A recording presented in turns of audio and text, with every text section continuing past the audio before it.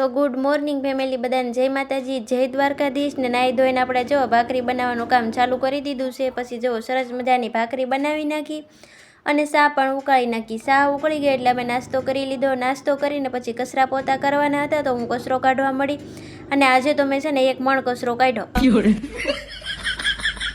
કચરા પોતાનું કામ પતી ગયું એટલે આપણે મશીને બેસવાનું હતું એટલે મશીન સાફ કરી નાખ્યું। સરસ મજાનું મશીન સાફ કરીને પછી હું બેસી ગઈ મશીને અને આજે તો આખા દિવસનું આપણે આટલું કામ કરી નાખ્યું। શાબાશ બેટા। તો પછી અમારે જમી કાઢીને બહાર જવાનું હતું કેમ કે થોડીક વસ્તુ લેવાની હતી ને, તો અમે નીકળી ગયા બહાર જવા માટે અને આવી ગયા હુડલુમમાં આવ્યા ને તો અહીંયા જુઓ તમે કેવી સરસ મજાની બધી વસ્તુ છે। ગાડલી જે લેવું હોય ને બધું મળી જાય અહીંયા એક જ જગ્યાએ, એટલે અમે અહીંયા જ આવીએ અને અહીંયા ઘર સજાવવાની વસ્તુ તો તમે જુઓ એક મૂકો ને એક ભૂલો, કેવી સરસ મજાની છે। બસ આ લેવાની નહોતી, ખાલી જોવાની જ હતી હો।